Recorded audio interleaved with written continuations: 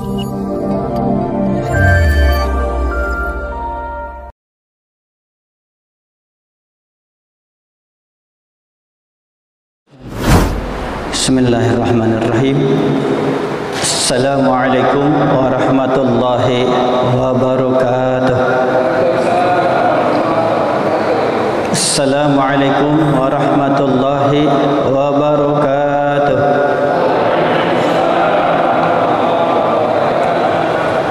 Alhamdulillahi rabbil alamin, hamdan syakirin, hamdan na'imin, hamdan yuwafi ni'amahu wa yukafi mazidah. Ya Rabbana lakal hamdu kama yanbaghi li jalali wajhikal karim wa 'azimi sultanik. Nashhadu an la ilaha illallah wahdahu la syarikalah, lahul mulku wa lahul hamdu yuhyi wa yumitu wa huwa ala kulli syai'in qadir.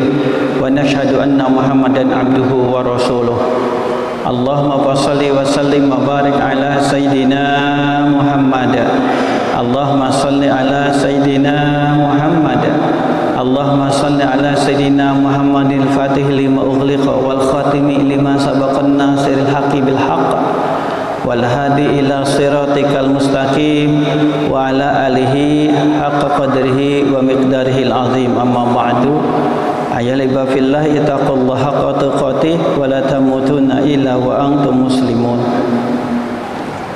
Alhamdulillah, jamaah kajian kitab Riyadhus Shalihin, jamaah Masjid Baitul Aman Marsalia Batam Center. Alhamdulillah kita bisa itikaf silaturahim, melaksanakan sholat maghrib berjamaah, zikir singkat, dan teruskan dengan kajian singkat ini. Khusus akan kita bahas adalah Islam dan politik. Sebab selama ini banyak pemahaman dari orang awam, umumnya muslimin khususnya, apalagi mereka yang tidak mengenal Allah, itu politik dengan Islam itu terpisah. At-tafriq bainad din wal hayat was siyasah wal iqtisad. Jadi mereka memisahkan antara agama Islam dengan politik, dengan ekonomi dan lain sebagainya yang menyangkut kehidupan kesehariannya. Karenanya pada kesempatan ini kita akan bahas sedikit saja, karena ini bisa menyangkut 2 tahun mata pelajaran ini dalam mata kuliah politik luar negeri, apalagi politik Islam, sangat luas sekali. Kita akan menikmati kitab Riyadhus Shalihin sebagai dasar pembahasan kita. Ada beberapa bab kita gabung. Babu amri wulatil umur birrifqi biri'ayah. Bab perintah kepada yang mengurus masyarakat umat birrifqi biri'ayahum, untuk dengan lembut, dengan santun, penuh perhatian kepada rakyat yang diurusnya. Wa nasihatihim, dan untuk memberikan nasihat kepada mereka. Wa syafaqati alaihim, dan menyayangi mereka. Wa nahyi an ghashihim, dan larangan untuk menipu mereka. Wa tasydidi alaihim, dan tidak boleh kasar bengis kepada mereka. Wa ihmali masalihim, dan tidak boleh melalaikan, tidak peduli kepada kepentingan kebaikan yang dipimpinnya. Wa ghaflati anhum, dan melupakan akan amanah yang telah dibeban oleh pemimpin dari rakyat yang memilihnya.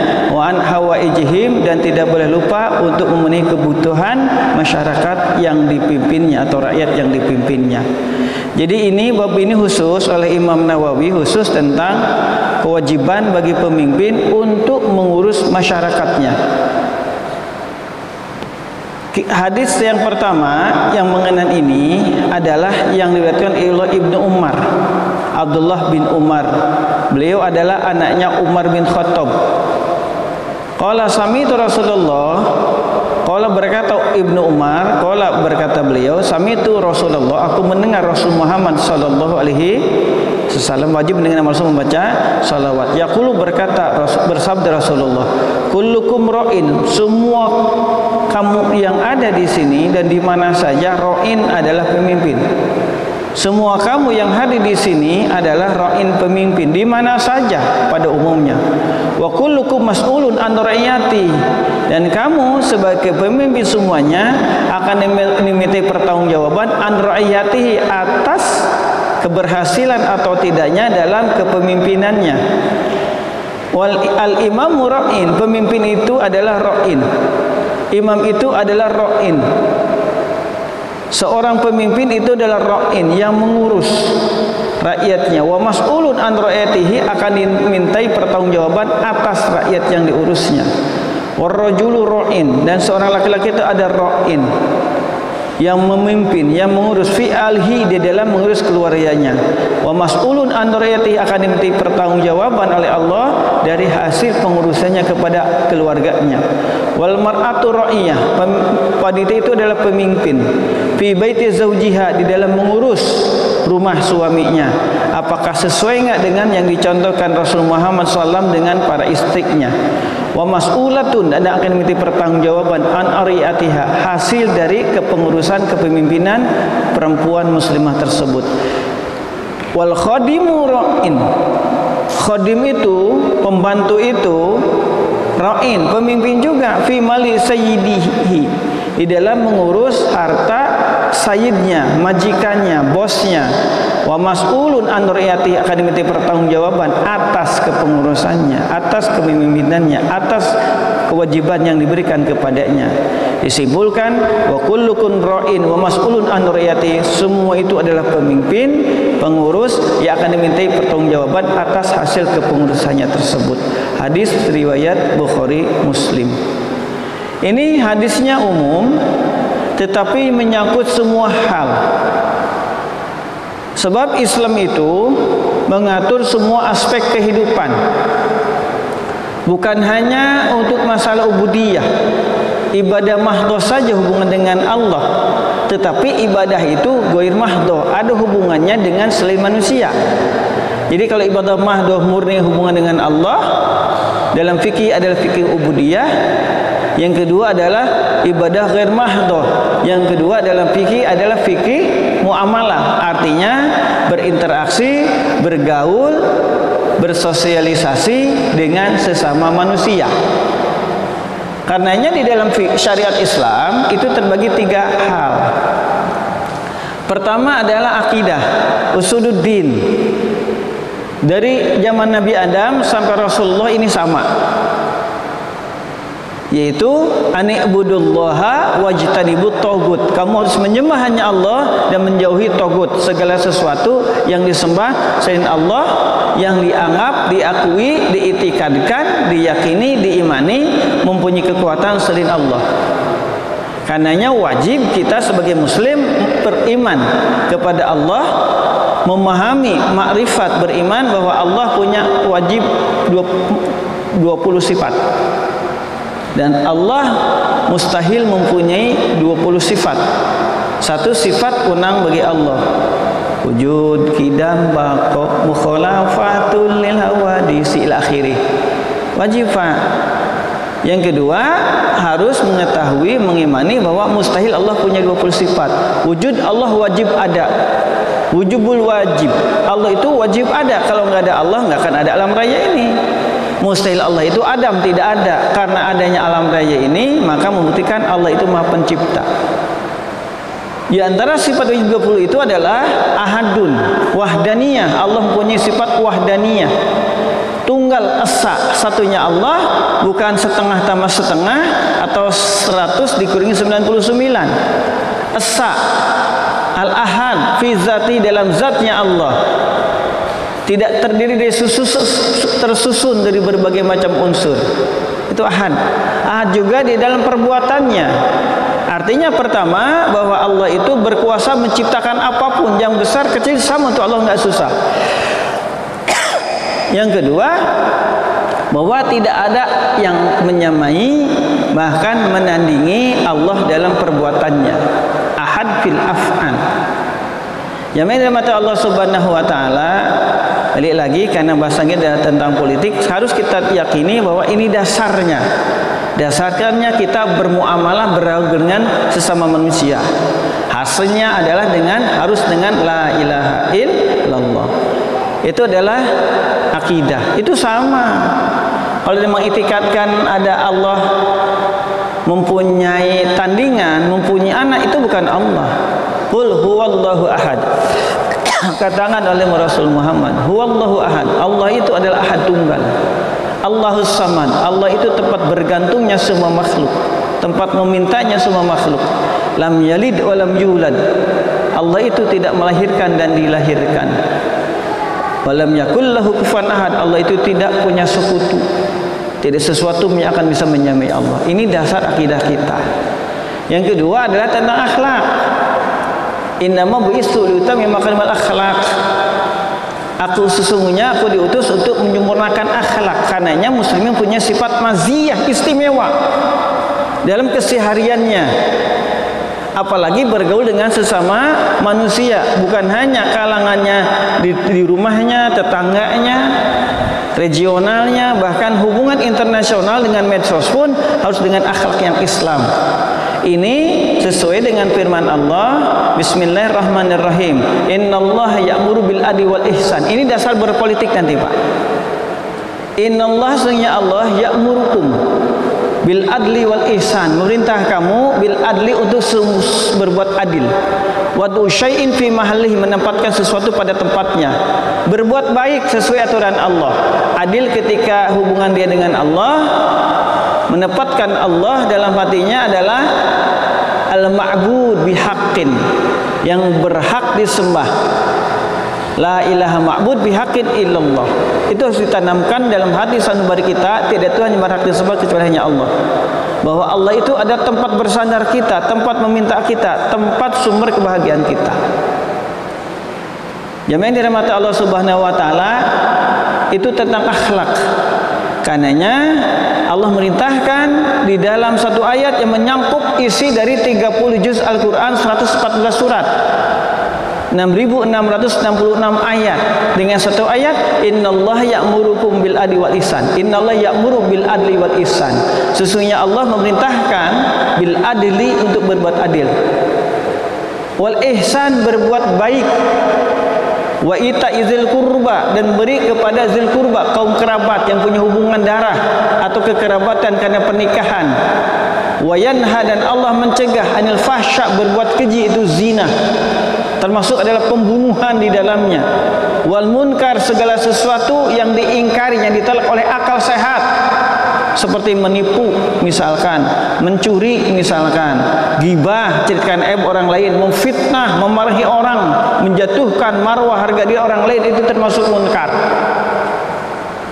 Wal baghi, dan mengambil hak orang lain sehingga terjadi permusuhan, perkelahian, pertumpahan darah. Jadi dengan satu ayat Allah memerintahkan 3 kebaikan, melarang 3 kejahatan. Yang ketiga, syariat Islam itu dari fikih. Al-ahkam asy-syar'iyyah, fikih itu ada hukum syariat. Hukum syariat al-amaliyah, yang berbentuk amali, perbuatan.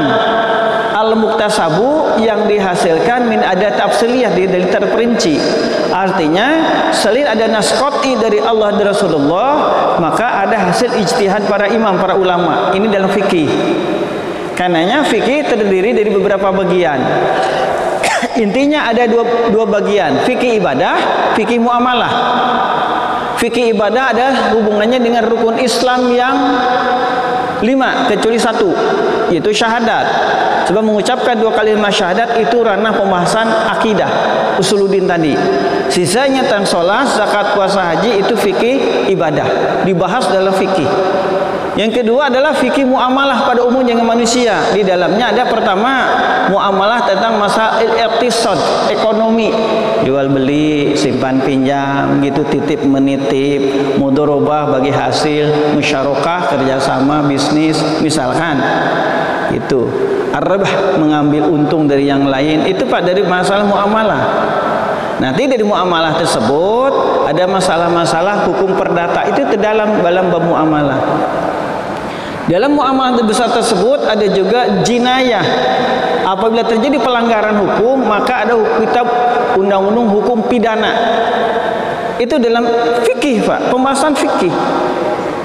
Di sana juga adalah ahwalus syahsiyah, membahas tentang hubungan seseorang yang lain dalam masalah pernikahan. Siapa yang boleh dinikahi, yang haram dinikahi, syarat nikah, rukun nikah dan sebagainya, termasuk tentang hukum waris.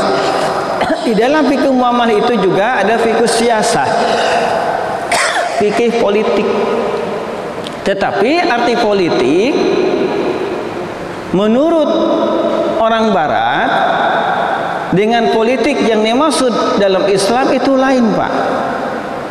Lain arti, lain cara, lain tujuan.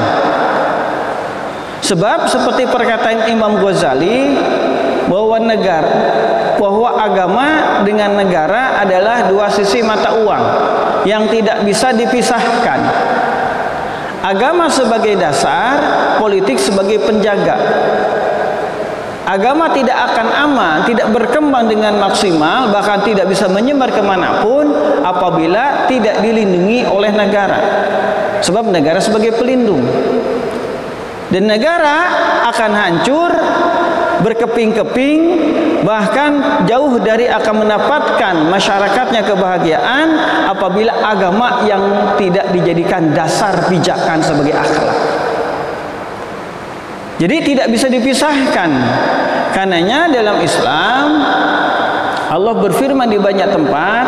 Silahkan para bapak yang dirahmati Allah menikmati surat An-Nisa ayat 58 ayat 59. Ini dasar tentang politik Islam. Politik itu berasal dari kalimat dari bahasa Yunani. Gitu, yang berarti adalah sivil. Bisa juga diartikan adalah kalau menurut istilah segala sesuatu seni, ilmu dalam mengelola negara. Ada dua tokoh besar ahli filsafat dunia barat, yaitu Plato dan Aristo, yang menempatkan bagaimana berpolitiknya manusia pada umumnya. Tetapi semuanya adalah madiyah, semuanya berbau materi. Tidak ada tujuannya untuk mendekatkan diri kepada Allah, kebahagiaan yang hakiki, yaitu kebahagiaan rohani dan jasmani. Semuanya berbau materi.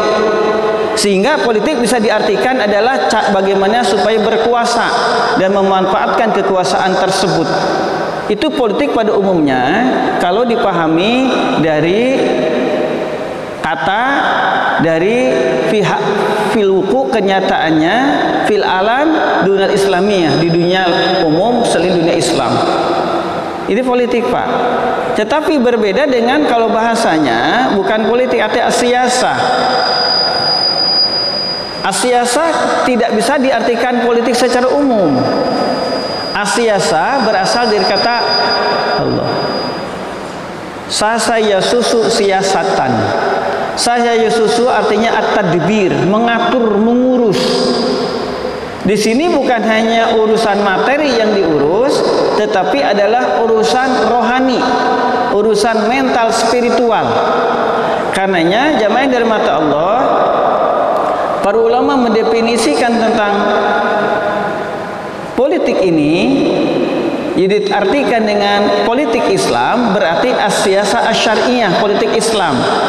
Yang diatur bukan hanya madiyahnya, ekonomi saja, materinya saja, tetapi adalah ruhaniyahnya, mental spiritualnya.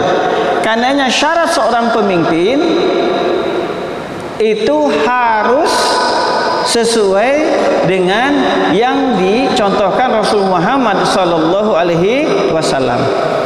Pertama, dalam politik Islam, pemimpin itu pemimpinnya kalau mayoritas muslim, makanya muslim harus memimpin pemilih muslim, itu harus mempunyai agama yang kokoh, yang kuat, yang soleh.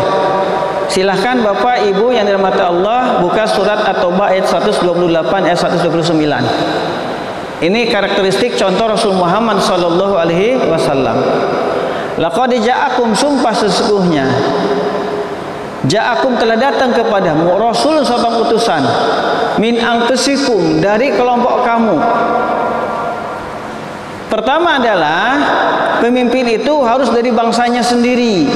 Tidak boleh misalkan bangsa Indonesia dipimpin oleh yang lain, dari Jerman, dari Inggris, dari Amerika misalkan. Tak boleh orang asing masuk, itu menjajah namanya. Yang kedua, min anfusikum di sini adalah yang sama seagama dengan kamu, yaitu Islam. Azizun alaihi ma anittum laqad ja'akum rasulun min anfusikum azizun,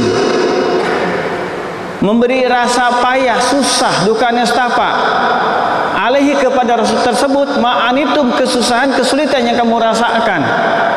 Jadi seorang pemimpin adalah pertama dari bangsanya sendiri, sebangsa. Yang kedua adalah yang seagama, kalau itu memungkinkan.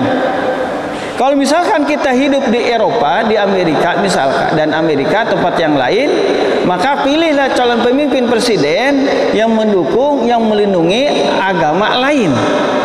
Jangan memilih pemimpin yang akan menyebabkan perpecahan, peperangan di antara sesama umat manusia.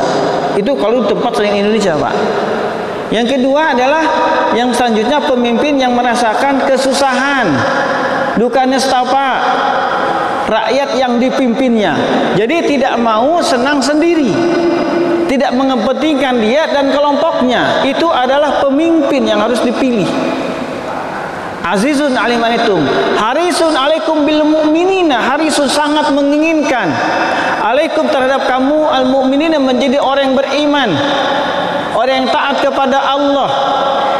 Bagi yang muslimin dikuatkan keimanannya dengan difasilitasi tempat ibadahnya, syiar Islamnya. Bagi non muslim dilindungi mereka dalam melaksanakan akidahnya. Ini dalam negara Islam seperti itu. Kenapa misalkan Cina bisa dengan tenang nyaman dengan komunisnya, Eropa, Amerika misalkan dengan Eropa, negara semua Eropanya, Perancisnya, Inggrisnya, Portugalnya, Spanyolnya aman nyaman dengan politik liberalnya, tidak ada yang mengungkit-ungkit, tidak yang menyerang. Tetapi kenapa satu negara muslim ketika mengultimatumkan negara Islam, mereka sudah pasang mata, matang telinga, jangan sampai pelaksanaan Islam itu terjadi. Benar nggak Pak? Mereka tidak lepas dari trauma atau hasud gara-gara perang salib dahulu. Yang kedua adalah permasalahan antara muslim dengan mereka dari Yahudi itu tidak akan lepas sampai kiamat pun. Walan tardu angkal Yahud walan Nasara hatta tattabi'a millatahum. Tidak akan ridho kepadamu wahai Rasulullah al-Yahud wa Nasara, orang Yahudi dan Nasrani, hatta tattabi'a millatahum, sampai kamu mengikuti agama mereka.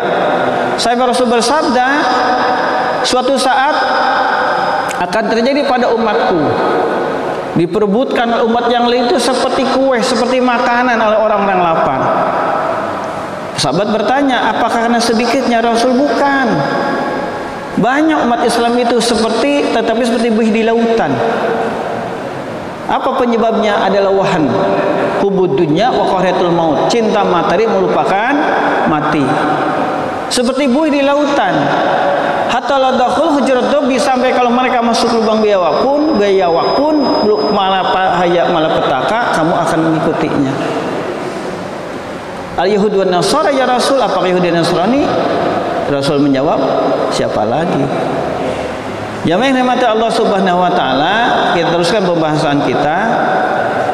Jadi karakteristik seorang pemimpin adalah harisun alaikum bil mu'min raufur rahim, menginginkan yang dipimpinnya itu beriman kepada Allah. Artinya adalah yang dibangun oleh pemerintah bukan hanya fisik saja, bukan pendidikan ekonomi saja,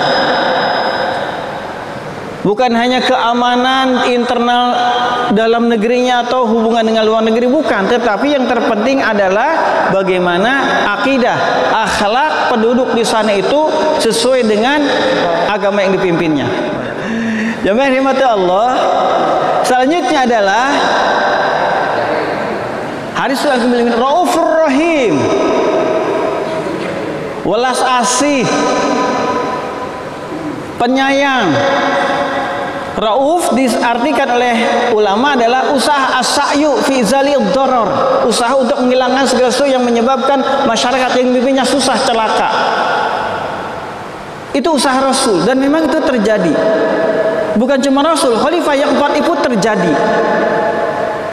Jadi inilah karakteristik seorang pemimpin. Dasarnya ayat tadi, min anfusikum, pertama harus beriman kepada Allah seagama dengan kamu.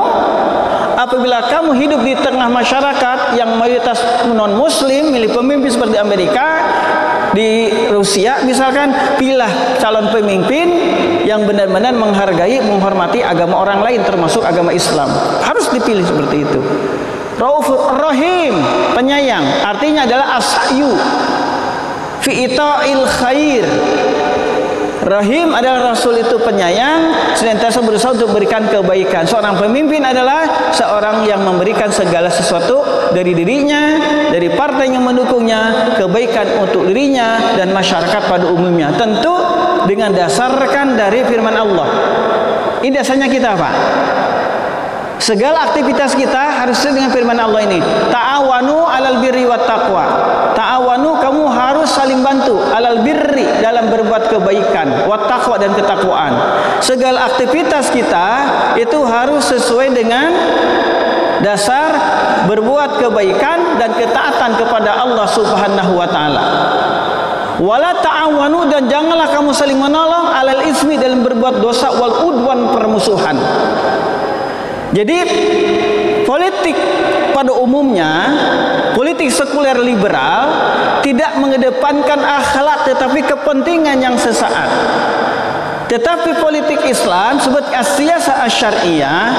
Jadi politik Islam atau sebutnya siyasah syariah didefinisikan oleh Abdul Wahab Khalaf. Beliau mengatakan tadbiru syu'unil amma lidaulatil islamiyah mimma yakulu tahqiqal masalih. Jadi pengelolaan keadaan umum pemerintahan Islam ini untuk terciptanya yang pertama kemaslahatan, kebaikan untuk semua yang dipimpinnya, bukan cuma yang dipimpinnya tetapi dengan hubungan internasional. Nanti kita bahas Pak, politik Islam itu seperti mana. Yang kedua adalah wadaf al-madar, untuk menghilangkan kesusahan, bencana, kelaparan, inflasi. Itu adalah tugas pemerintahan Islam. Mimma la yata'adda, dengan syarat tidak bertentangan hudud syariati, dengan batasan hukum-hukum syariat Islam, wa usulaha al-kulliyah, semua dasar-dasar hukum Islam. Wa illam yattafiq bi aqwalil a'immatil mujtahidin, meskipun kebijakan pemerintah itu tidak sesuai dengan pendapat ulama sebelumnya, karena politik itu berkembang, fikih itu berkembang. Tidak mungkin pelaksanaan syariat Islam itu seperti perkataan Imam Ghazali terlaksana dengan baik kecuali terbentuknya negara Islam. Tetapi tidak usah diultimatumkan, diproklamirkan bahwa ini negara Islam. Sebab Indonesia sudah diakui oleh masyarakat internasional itu termasuk negara Islam karena mayoritasnya Islam. Makanya Syekh Azhar beberapa tahun yang lalu datang ke Indonesia, merasa kagum betapa rukunnya debat, betapa damainya, jauh dari konflik, hidup beragama dengan bermacam-macam agama dan budaya, bahasa di Indonesia hidup dengan damai. Ternyata kuncinya adalah satu. Para founding father, pendiri negara ini tidak mengatakan Indonesia negara Islam, cukup hanya Indonesia saja. Tetapi Undang-Undang Dasar pasal 29 ayat 1, negara berdasar ketuhanan yang Maha Esa. Yang kedua, Pancasila itu ada 5 pasal. Yang pertama adalah ketuhanan yang Maha Esa yang menjiwai, yang menjadi dasar 4 sila selanjutnya. Jadi semua agama mengakui, Kristen mengatakan Tuhan yang Maha Esa, Katolik, Protestan, Hindu, Buddha Tuhan yang Maha Esa.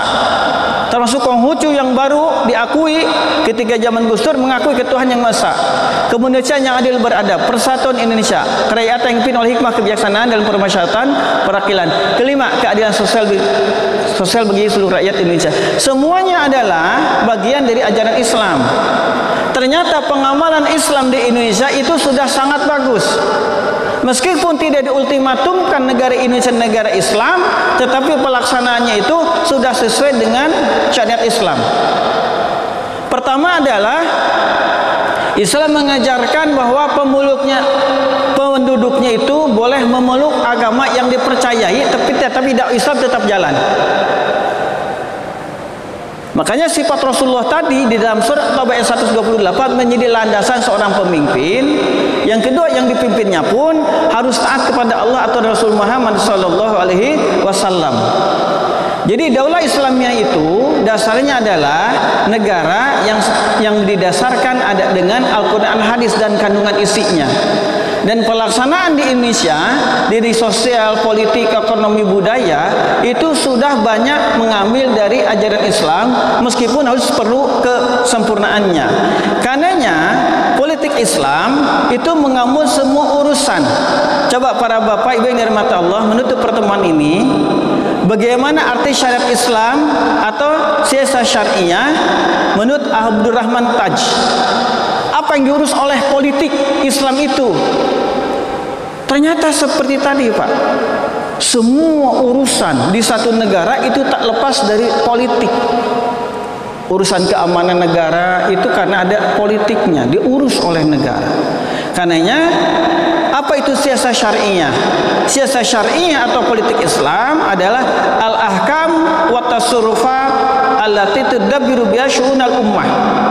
Hukum-hukum dan upaya hukum yang mengatur kepentingan umat.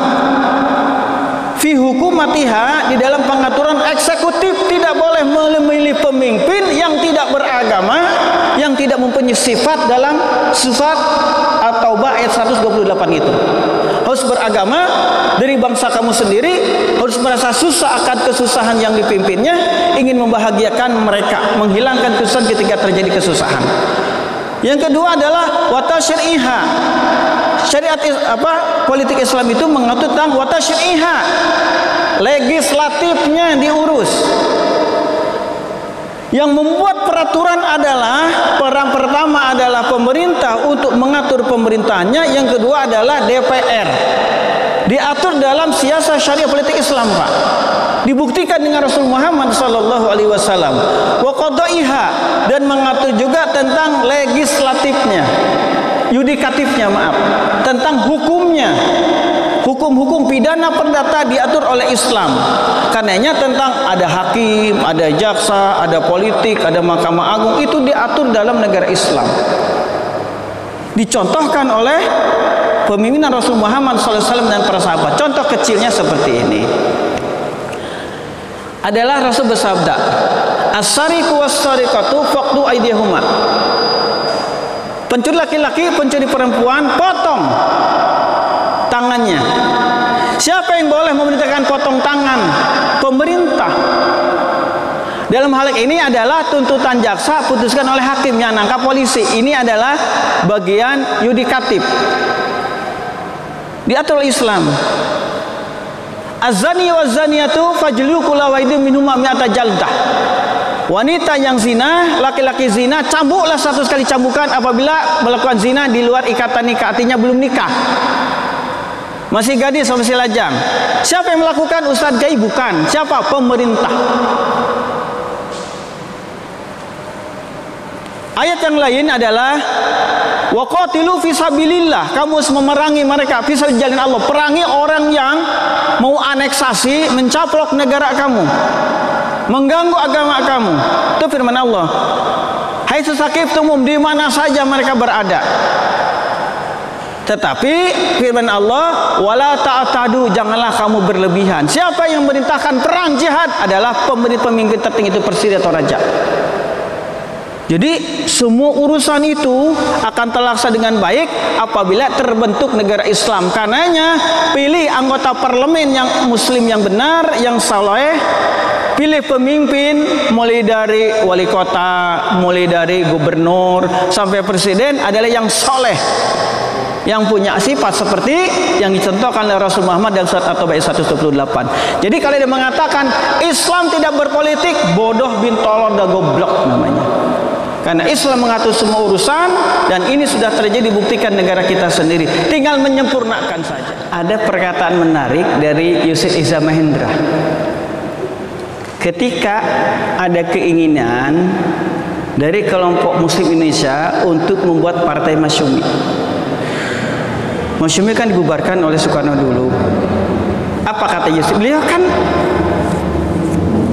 tokoh Masyumi. PBB itu pendukung utamanya adalah Masyumi.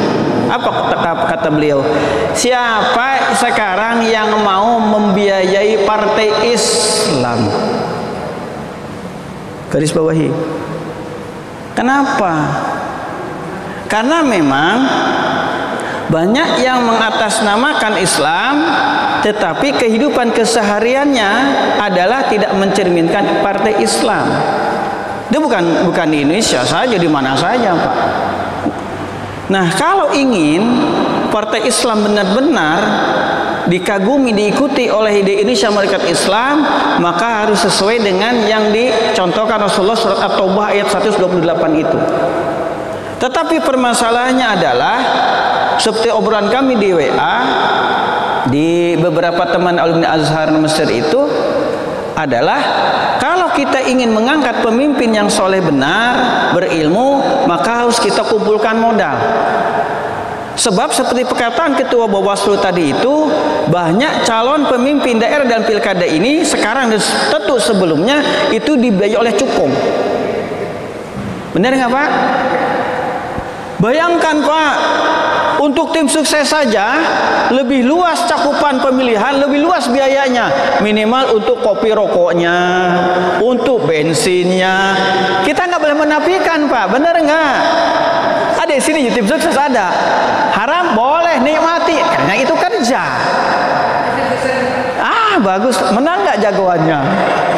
Kalau menang jagoannya saya titip proposal ini. Makanya pilkada kemarin, Pak, saya nggak milih ke jamaah seseorang. Apakah paslon 1, 2, 3 gubernur, nggak? Silahkan. Pemimpin calon wali kota pun saya nggak mengarahkan harus 1 atau 2, silahkan. Karena heterogen jamaah kita lain-lain. Nah, karena permasalahan kos biayanya tinggi, biaya nggak ada, dan masyarakat pada umumnya pendekatannya secara ekonomi. Ke masjid datang, apa yang Pak, ini masjid kami kekurangan toilet, bahkan ngajuin proposal toilet. Ibu Majelis Taklim ngajuin seragam dan alat untuk dung-dung, Pak. Itu apa namanya, Pak? Itu kan duit, Pak. Pak, ini. Bahkan ada anggapan orang yang awam, orang yang imannya lemah, kalau nggak kami dapatkan sesuatu dari calon itu, kami nggak akan memilih. Dikasih uang hanya 100-200 ribu, 5 tahun dia menanggung deritanya. Kenapa? Sebab dana yang dikeluarkan oleh calon pemimpin itu harus kembali lagi ketika memimpin. Ada kepala daerah, Pak, ada kepala desa, Pak, satu tempat itu 1 M mengeluarkan biayanya. Kepala desa Pak 1 M, coba. Kalau calon gubernur macam mana? Nggak tahu lah, tanyakan aja yang nyalon, Pak. Tapi kalau niatnya ibadah, insya Allah balik, Pak, itu karena Allah. Jadi itu masalahnya, Pak. Masalahnya di sana. Jadi kos politik sangat tinggi. Karenanya dalam Islam, pemilihan pemimpin itu harus benar-benar orang yang beriman, orang punya kemampuan yang bagus, termasuk pengurus partainya, termasuk pemimpinnya. Jadi kata Imam Ghazali, jangan menerapkan syariat Islam potong tangan sebelum pemahaman syariat Islam tentang hukum-hukum Islam itu diterapkan, diamalkan, dipelajari. Yang kedua, yang menyebabkan pencurian itu akibat kemiskinan, kebodohan Islam itu diminimalisasi atau hilang. Jangan dulu diterapkan tentang hukum rajam, dilempar orang yang zina dalam keadaan nikah sampai meninggal, atau dicambuk 100 kali bagi yang zina ketika masih belum dalam keadaan nikah, kecuali diajarkan syariat Islam, dihindarkan segala sesuatu yang menyebabkan perzinahan tersebut. Itulah Islam. Tidak semata-mata potong tangan sebelum penyebabkan pencurian itu apa, kemiskinan itu terjadi. Hilangkan dulu kemiskinan itu. Yang kedua, ajarkan dulu syariat Islam. Dan memang terbukti kalau syariat Islam itu berlakukan, Mesir penduduknya masuk Islam. Asalnya penyembah berhala. Irak sebelumnya penyembah berhala masuk Islam. Indonesia diislamkan oleh Wali Songo khususnya, asalnya yang penduduknya penyembah berhala, berbanding terbalik bisa masuk Islam, hanya kurang waktu kurunnya 1 abad. Kenapa? Contoh dari para duatnya, masyarakatnya ngerti. Dan memang kita belum terlambat. Negara yang akan membebaskan Palestina seperti harapan ulama Palestina dan masyarakat Palestina adalah Indonesia. Yang akan memimpin dunia ini adalah dengan Islamnya bukan Emirat, Qatar, Saudi atau Mesir, tetapi Indonesia. Kenapa? 1. Pertama, mayoritas Muslim. Yang kedua, pengamalan Islam di Indonesia itu dengan halus seperti air. Tidak menghajar yang beda paham, tidak mengkebiri yang tidak berislam, tidak beragama Islam. Ini pemerintah kita, Pak. Sampai dalam satu kabinet ada negara yang ada kabinet yang berbeda-beda agama. Ada Kristennya, Hindu, Buddha. Itu negara kita, Pak. Semua diberikan hak. Silakan mencalonkan calon pemimpin atau calon anggota legislatif asal sesuai dengan aturan. Itu di negara Indonesia. Yang kedua adalah banyak pesantren. Di mana-mana hampir tiap kabupaten ada pesantrennya, khususnya tahfidz Quran. Dan apa? Itu Indonesia. Makanya tidak berlebihan. Islam itu akan menyebar ke seluruh dunia dan akan menjadi pemimpin di seluruh dunia dengan Islamnya dari mulai Indonesia. Camkan itu karenanya jauhi, hindari pola pikir ajaran yang mengkaburkan tentang hakikat Islam sendiri, yang mengajarkan kedamaian, santun, kebaikan. Bisa dipahami, Pak, ya? Sudah cukup, ya? Bisa dipahami, Pak, pengantar ilmu politik Islam itu, Pak? Ternyata memang politik dengan siasa artinya jauh. Kalau politik menurut Eropa, menurut Amerika adalah berbau materialistik. Tetapi kalau sudah pasukan politik Islam atau siasat syariah, itu mengandung unsur pertama, mensejahterakan secara fisik, sandang pangan papan keamanannya. Yang kedua juga keimanannya itu harus kuat. Itulah negara Islam. Dan Indonesia sudah termasuk negara Islam. Kita tidak usah menunggukan ini negara Islam, tak usah. Pancasila saja sudah termasuk syariat Islam. Negara berdasarkan ketuhanan yang Maha Esa, dengan rahmat Tuhan yang Maha Esa. Pembukaan dengan ketika proklamasikan diberlakukan. Hanya kita jaga ukhuwah Islamiyah, jaga persaudaraan sesama penduduk Indonesia, jaga sebagai sesama manusia internasional dengan la ilaha illallah Muhammad Rasulullah. Insyaallah nanti saya WA-kan insyaallah ke pengurus ringkasan kajian ini insyaallah. Biar di-WA-kan ke jamaah supaya bisa memahami. Pokoknya 2024 harus memilih presiden yang soleh. Kalau bisa hafal Quran. Kalau belum bisa dibiayai oleh pengurus masjid Baitul Amal, calon presiden ikut program tahfidz Quran. Insya Allah. Yang keren negara kita adalah wakil presidennya adalah seorang ulama besar. Itu keren loh, Pak. Keren itu. Yang kerennya lagi, paslon calon presiden 1 dan 2 gabung jadi 1. Itu lebih keren lagi. Akron namanya. Semoga Allah melindungi negara kita dari berbagai macam godaan, berbagai macam perpecahan, memberkahi pemimpin kita, melindungi pemimpin kita dan rakyat muslim-muslimat. Amin ya Allah ya Rabbal alamin. Sudah cukup. Tutup dengan salawat dan akhir majlis. Allahumma shalli ala sayyidina Muhammad. Subhanakallahumma wa bihamdika asyhadu an la ilaha illa anta astaghfiruka wa atubu ilaik. Assalamualaikum warahmatullahi wabarakatuh.